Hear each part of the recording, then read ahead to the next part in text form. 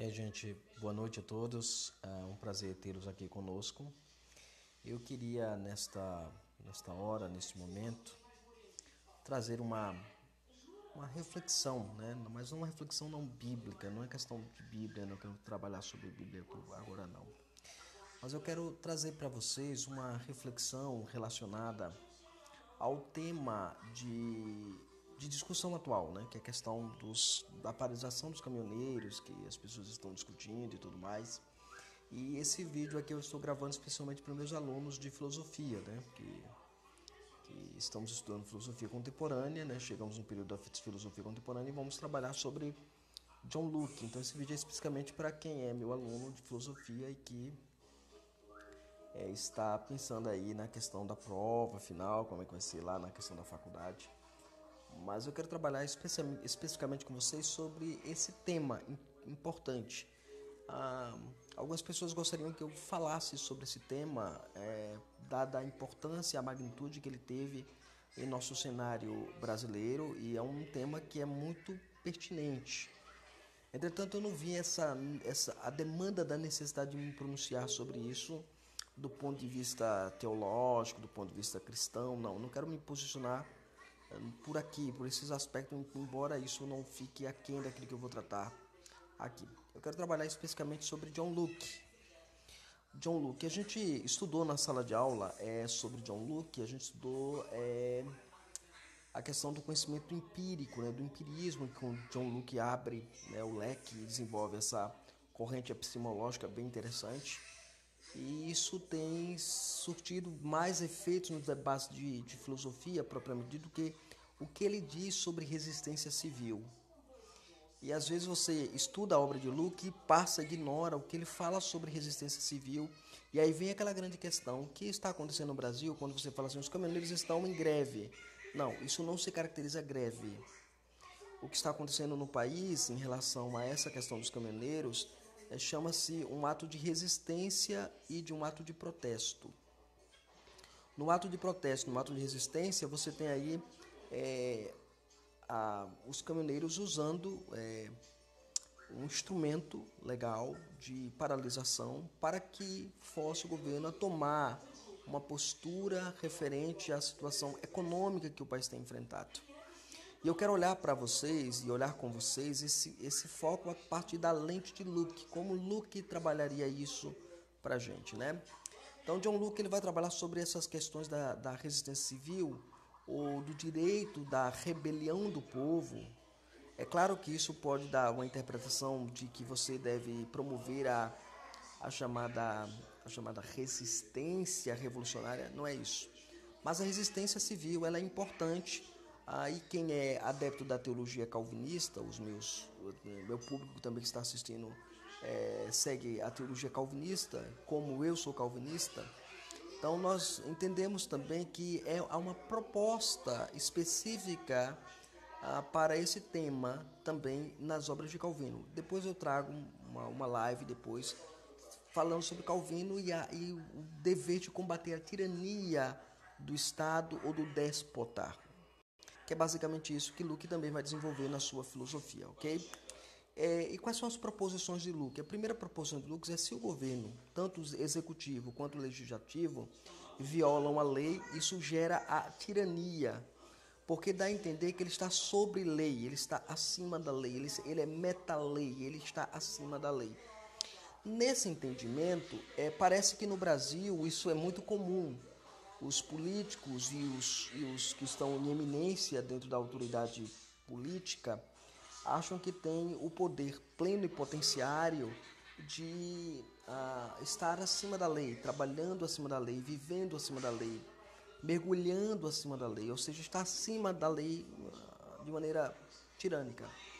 Então, Locke vai dizer o seguinte, que quando o governo, tanto na sua execução legal, quanto na sua promoção ou digamos assim, criação legal, quando este governo, ele de fato viola deliberadamente a lei, gera a tirania. A tirania não é necessariamente quando alguém simplesmente tira as liberdades individuais do indivíduo e ele está um governo tirânico, mas quando você cria leis que impedem, impossibilitam o cidadão a respirar, a viver, a conviver de maneira muito, muito complicada isso. Então eu preciso olhar para a questão da tirania a partir dessa perspectiva que o Luque coloca, né? Então quando ele diz assim, quando esse governo ele se viola a lei, né, ou está acima da lei, gera tirania. E aí consiste sendo em um governo ilegal. Ele não é um governo legal, ele é um governo ilegal. Por que ele é ilegal? Porque ele não está se submetendo à lei. Parece que a lei só é para os que são comandados e não para os comandantes. Não são apenas para aqueles que são governadores, mas que são governados. Então, parece que essa impressão, e é essa impressão que a gente vê no Brasil acontecendo constantemente. E aí eu vejo, por exemplo, um exemplo bem clássico disso é quando o presidente atual da República, ele propõe que vai colocar o exército para fazer isso e aquilo outro com aqueles caminhoneiros que pararam de fazer o seu protesto e tudo mais. E aí você vê nitidamente uma visão puramente tirânica, uma ideia tirânica das coisas. Não vamos entrar nos princípios legais que isso envolve, mas só estamos analisando o pensamento de Luke em relação a isso. John Luke, o grande filósofo, ele partiu dessa primeira premissa, né, entendendo essa primeira proposição. A segunda proposição que deriva disso é que, a partir do enunciado que nós falamos sobre executivo e legislativo que violam a lei, geram a tirania, o Luke ele vai dizer o seguinte, que esse fato dá direito do povo se rebelar. Só esse fato dá direito ao povo se rebelar. A maneira como o Brasil tem encaminhado, a maneira como o Brasil tem sido governado, a maneira como o Brasil tem criado leis, primeiro, anticristãs, antifamília e antipátria, tem gerado um problema de governo, um desgoverno total no nosso país. Isso aí é muito nítido. A população brasileira já percebeu isso e já tem percebido isso. E geralmente as pessoas querem levar para simplesmente um viés político, mas não é apenas um viés político, é um viés ideológico. Há uma agenda ideológica proposta na maioria das pessoas que estão dentro do Congresso Nacional de destruir os três principais pilares da sociedade cristã ocidental. Primeiro, a igreja, então, seja ela católica ou protestante, ela se torna inimiga da ideologia que é colocada dentro dos partidos políticos que nós conhecemos. A segunda agência a ser atacada, né, sem sombra de dúvidas, é a família. A legislação brasileira, por exemplo, ela está profundamente marcada por combates à família. Por exemplo, a promoção do aborto, a promoção do lesbianismo, do homossexualismo, as legislações que estão sempre colocadas nessa forma. E a terceira questão que nós temos visto atacado, de fato, é a propriedade privada. Então, a propriedade privada tem sido atacada porque tem que ser criado leis para que você não tenha direito à sua propriedade.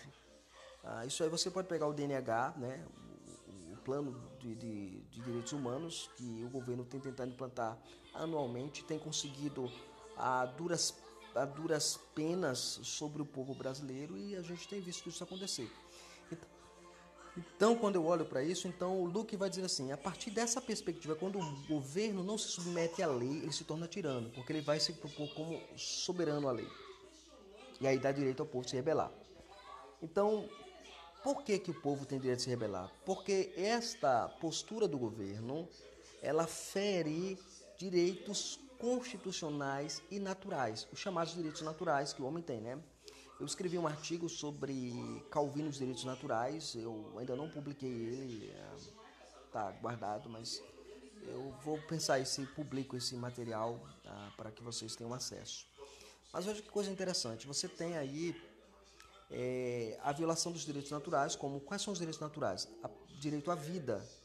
O Brasil o governo que foi constituído e é constituído durante tanto o governo anterior, né, que ficou no poder, como esse governo que após o impeachment, que alguns dizem que foi golpe, não foi golpe, golpe foi o que Lewandowski fez com a Constituição naquele primeiro momento ali, mas quando o governo, que é sucessão daquele governo anterior, ele assume também dentro do mesmo viés, dentro da mesma ideologia. Não esqueçam disso, ele era o presidente atual, ele era o vice da anterior presidente. E aí a legislação, ela tenta a atentar contra a vida. Quer ver um exemplo? Como a sua vida é atentada? Primeiro, aquele ato de 2005, onde a população brasileira disse não ao desarmamento civil e a legislação brasileira empurrou goela abaixo. Então, o direito à vida é balela. Um outro exemplo disso é quando a legislação ela coloca para nós uma legislação que impede a promoção à vida mesmo.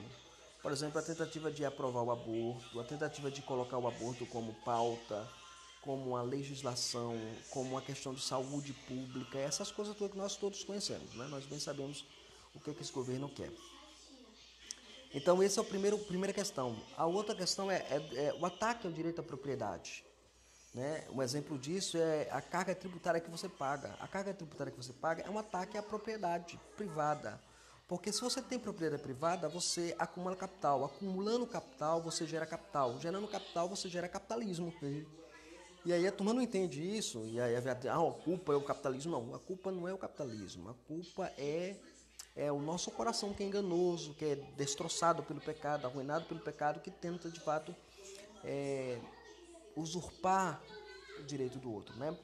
Então, quando você faz o acúmulo de capital, você faz o acúmulo de capital por causa de propriedade que você tem. Então, quando você ataca a propriedade privada, você está de fato atacando um pilar fundamental da existência da sociedade, ok? E o outro princípio, o princípio da liberdade, o direito de ir e vir que o cidadão tem. No Brasil, esse direito ele é escrachado, ele é destruído. Por exemplo, como eu não posso ter o direito de ir e vir no Brasil? Claro, eu tenho que ficar, se você mora numa cidade grande, eu vim de uma cidade grande, atualmente estou morando aqui na cidade de Riachão de Jacuípe, mas na cidade grande você tem que andar com a incerteza de não voltar. Porque a liberdade te foi tirada, porque se deu voz ao bandido e ao cidadão de bem se tirou a voz dele, né? O cidadão de bem ele está realmente arruinado, acabado, destroçado, porque a bandidagem é sempre beneficiada na legislação. Tanto é que se você ler a Constituição Federal de 1888, você verá que ela vai dizer assim, lá no capítulo da abertura, né, que toda legislação sempre será pró-réu. Em outras palavras, sempre a favor do réu. Então, toda lei que for criada no Brasil para punição e tudo mais vai sempre olhar para o bandido como vítima da sociedade. E a sociedade refém dentro de casa sem poder sair de casa. Imagine você que mora no Rio de Janeiro, né? Então, você vai ter esse problema sempre de liberdade, né? Então, esses são os direitos, a violação dos direitos naturais que Locke combate quando ele escreve sobre a resistência civil. E também ele vai falar também do uso contínuo sem um amparo legal, né? O uso contínuo de forças sem amparo legal. Então, há muita coisa que é produzida no Congresso Nacional, gente, que não tem amparo legal. Tem efetivações que são colocadas em ações sem, de fato, haver um amparo legal. Isso é problemático para a gente, né? Isso é problemático demais. E aí você vai perceber que Locke ele vai pensar desta forma e o resultado disso, então, ele vai dizer assim, então, depois disso se estabelece o estado de guerra entre o Estado e a sociedade. Então, quando eu falo, os caminhoneiros pararam, estão em greve, é um equívoco eu falar que aquilo ali é uma greve. Eu estava conversando esses dias na igreja dizendo, irmãos, aquilo não é uma greve propriamente disso. Mas, Morgana, um abraço para você também, Deus te abençoe, Deus estenda a graça sobre a tua vida, tá? Uma das coisas que é mais importante, assim, que a gente olha, é que não é uma greve, ele é um ato de resistência civil. É um ato de resistência civil. Então, quando você olha para esse ato de resistência civil, você pensa assim, poxa, vai dar em nada. Não é que não vai dar em nada, é que aquilo é um ato que todo cidadão brasileiro deve fazer quando o seu governo é injusto ou cria leis injustas. Daqui a pouco, viu?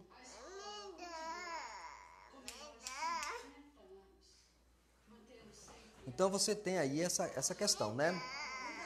A segunda questão que você vai perceber na filosofia de Locke, né? Locke não é só empirista, Locke tem uma ideia muito interessante sobre a resistência civil, gente. É muito interessante quando você estuda o pensamento de Locke sobre isso, né? Especialmente você que é meu aluno de filosofia aqui na faculdade, na FARJ, né? Deixa eu colocar outra questão para vocês.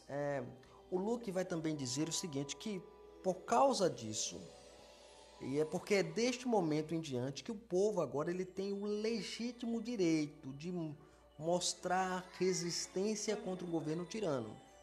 Então, por exemplo, você tem aí um governo que coloca sobre taxas de juros, sobre o combustível, um exemplo que foi o exemplo clássico que nós estamos vivendo atualmente, né? Então, dentro de uma semana, 12 reajustes absurdos. Peraí, tá achando que a gente é o quê? Os caras roubam, por exemplo, a Petrobras, acabam com a Petrobras e quem tem que pagar e cobrir o rombo somos nós brasileiros, porque nós temos que... É nossa. Não, não é nossa. São deles. E aí entra aquela questão da privatização, que vocês já sabem, questão filosófica, que a gente já discutiu sobre isso em sala de aula. Mas é importante a gente entender que o ato dos caminhoneiros ele não é nem legal e não é nem ilegítimo. Ele é legal e legítimo porque ele está se rebelando. Eu vou colocar a palavra rebelando porque é a palavra que o Luke coloca, tá? Ele está se rebelando contra um governo tirano. Luke vai dizer o seguinte, que é a opressão, a tirania de um governo ilegítimo. Ilegítimo aqui, gente, não tem nada a ver com aquilo que você escuta nos discursos políticos, tá, gente? Ilegítimo aqui não estou usando no sentido de que, ele é ilegítimo. Ele nunca foi, não é questão de que ele foi ilegítimo. Se ele foi eleito juntamente com a presidente anterior, é um governo que naquele primeiro momento era legítimo. Mas quando acontece a ruptura lá, né, quando ela é cassada, a anterior presidente, e o presidente atual, ele sucede aquela chapa, né? O governo dele é legítimo nesse sentido de eleição. Ainda que eu tenha algumas ponderações em relação a isso que eu já comentei com alguns amigos, com algumas pessoas, até com o pessoal da nossa igreja sobre isso, né? Graças a Deus, na nossa igreja nós temos trabalhado a questão de politizar os nossos membros para que eles entendam o que é política à luz da teologia cristã, especialmente a teologia reformada. Esse é um ponto, tá? Esse é o ponto que a gente precisa considerar. Então, a partir disso que Luke diz assim, você deve se levantar contra esse governo e você tem um direito legítimo de mostrar sua resistência contra o governo tirano. Então eles pararam, porque eles estão resistindo contra um governo tirânico. Qual é o objetivo disso, então? Nós já vimos a questão das proposições, mas qual é o objetivo, qual é a conclusão dessas proposições que Luke levanta? Luke levanta uma coisa interessante. Primeiro, o objetivo da resistência não é perpetuar alguém no poder ou é simplesmente chamar atenção para si. O ponto da resistência é libertar-se do governo tirano. Então o alvo sempre vai ser libertar o povo da tirania de um governo que não satisfaz as ansiedades e necessidades do povo. Se você, por exemplo, estudar a legislação, as legislações que estão no Brasil, você vai rir e chorar ao mesmo tempo, né? Outra questão é o princípio da legalidade, que é um outro ponto importante que a gente precisa entender, né? O princípio da legalidade, que é o seguinte, ninguém estará sujeito a um poder que não estiver previsto em lei. É isso que o nosso querido Luke, o nosso filósofo Luke vai dizer isso. Olha, ninguém poderá ser sujeito a um poder que não estiver previsto em lei. É como foram dito, não, a gente vai mandar o exército para lá para que o exército tire esse pessoal, propicie dos caminhões deles e tirem eles e parem, façam que eles de fato voltem para a atividade normal. Gente, não há uma legislação para isso. Isso é tirania, tá? Não há legislação para isso. Ninguém é obrigado a nada nesse país em virtude de lei, está na nossa Constituição. Então, se você não entender isso, não vai comendo as abobrinhas que a Globo coloca, que tenta vender para você, que tenta colocar a goela abaixo para você, que isso tudo é mentira, tá, gente? O Luke ele já havia dito isso. Esse princípio de legalidade que nossa Constituição tem, que perpetua até hoje nas chamadas democracias, ainda que eu discorde que aqui seja uma democracia, mas o povo diz que é democracia.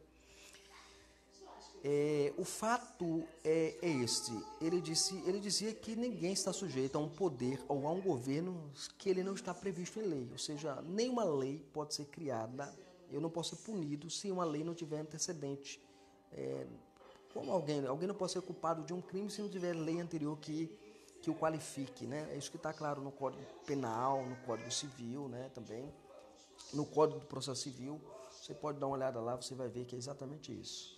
Agora, um detalhe importante aqui, gente, e aí daí, dessa perspectiva luciana, né, de John Locke, a guerra civil, ou seja, a chamada revolução, passa a ser uma característica de uma sociedade bem formada, ou seja, um povo que pensa, um povo que está pensando, um povo que está articulando, um povo que está se tornando mais politizado.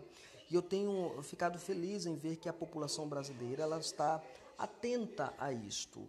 Então, o fato de você apoiar o movimento dos caminhoneiros implica no fato de você estar entendendo que esse governo não tem como continuar resistindo ou existindo enquanto governo. Agora, um alerta para você que é cristão, né? Você que é cristão. Eu acho que a maioria do pessoal do meu Face é cristão. E acho que a maioria é de orientação bíblica reformada. Eu acho que Samuel, presbítero Samuel, um abraço. Obrigado, viu, meu irmão? Deus estenda a graça sobre a tua vida. Estamos aí tentando... na verdade, essa videoaula aqui é para os meus alunos do curso de filosofia, né? Mas aí, como a live está aberta para todo mundo, então a gente dosa um pouco daquilo que nós conhecemos sobre fé cristã e filosofia, para a gente entender um pouco sobre a situação que está acontecendo em nosso país, né? Porque é muito fácil você ter uma visão meio turva, né? Turva sobre o assunto, mas quando você faz uma análise filosófica a partir de um filósofo que quase ninguém conhece, o pensamento de Locke sobre a resistência, de quase ninguém assim, a maioria das pessoas que não tem afinidade com filosofia não conhece o pensamento de Locke sobre isto, né? Como eu prometi, depois eu trago o pensamento de Calvino sobre isso. Eu vou trazer uma live Calvino falando sobre isso também. Mas é importante a gente entender isso, tá, gente? É muito importante, muito, muito fundamental a gente entender. E aí ele vai dizer o seguinte, que uma vez que essa sociedade se levanta desta forma, indica que essa sociedade está sendo bem formada intelectualmente. Ela passa a ser o juiz desse governo. Então, quem é o juiz do governo somos nós. Nós é que somos juiz do governo. O governo não é só juiz nosso, mas ele é juiz. Nós somos juiz do governo nesse sentido. Então, basicamente, em síntese, é isso. O que está acontecendo com os caminhoneiros não é uma greve, não é reclamação de aumento de salário, papapá, não. É redução dos custos daquilo que movimenta o país, que é o combustível, né? Não importa quem esfera, aí vem alguns ideológicos e vão dizer assim, não, eles estão brigando apenas por diesel, porque por diesel não tem nada a ver com gasolina. Gente, o problema não é esse. O problema é um governo tirano dita para você quanto ele quer tirar do seu bolso. E você não faz nada, você não está fazendo nada. Eu não sou contra o imposto, tá, gente? Imposto precisa ser feito. Paulo vai dizer isso lá em Romanos capítulo 13, né? Que é imposto a quem honra, honra. Tá? Eu tenho que honrar o meu presidente da República. Esse é outro detalhe que a gente precisa entender. O presidente da República precisa ser respeitado, honrado enquanto o ofício que ele carrega, porque é ordenado por Deus, diz lá Romanos capítulo 13. Mas isso não me dá, por exemplo, o direito de baixar a cabeça a tudo que um Estado tirânico faz. Se o Estado tirânico faz alguma coisa que é tirania e que é contrário à vontade de Deus e ao bem-estar do seu povo, é complicado. Um outro exemplo que você vai ver como o nosso Estado é tão tirano, e nosso país é tirano nesse sentido, é quando os brasileiros, eles que têm poder aquisitivo, que têm posto de gasolina, por exemplo, quando souberam da situação, tentaram ganhar dinheiro em cima disso e fizeram o uso de lucratividade, né? Supervalorizaram, né? Encareceram os produtos, né? E o nosso catecismo maior, para quem é presbiteriano, sabe disso, que o nosso catecismo maior vai dizer o seguinte, o que ele diz? Falando sobre o oitavo mandamento, que um dos pecados contra o oitavo mandamento é quando você retém o produto para encarecê-lo, para tornar a discussão de oferta e procura mais lucrativa para você. Então isso é importante você ter isso na sua mente, ok? Espero que você tenha compreendido isso, que Deus abençoe você, que Deus estenda a graça sobre a sua vida e que haja paz no teu coração e paz na tua alma. Que você possa ter sido instruído um pouco sobre isso na linha filosófica, mas também numa reflexão teológica dentro dos padrões confessionais de Westminster e que nós possamos, de fato, compreender isso. Domingo, ontem, eu não pude gravar nenhuma live que eu havia prometido, né? Não deu para fazer isso porque eu não estava na minha residência, eu estava em outra residência, então não tem como fazer as gravações de live em outra residência. Eu faço na minha residência todas as lives aqui, tá bom? Deus abençoe, Deus estenda a graça sobre vocês. Para mim é um prazer tê-los aqui conosco e vamos firme. E quero falar aos meus amigos que são caminhoneiros, que estão também no meu Face, resistam. O que vocês estão fazendo é um ato de resistência a um governo que não respeita o seu povo, né? Como diz o nosso hino, dos filhos desta pátria és mãe gentil. Não há mãe gentil nesse país. Nem madrasta ela é, porque há madrastas que são mais amorosas, mais atenciosas do que muitas mães. O que há nesse país são aproveitadores políticos que estão querendo destruir a moral desse país. Querem gerar a desordem e o caos através de usos abusivos do poder público. E nós, como cidadãos, precisamos refletir sobre isso e pensar sobre isso. E não vou falar em termos de política, gente, estou falando de ideologia. Precisamos mudar a nossa mente para que possamos mudar o Brasil. Deus abençoe.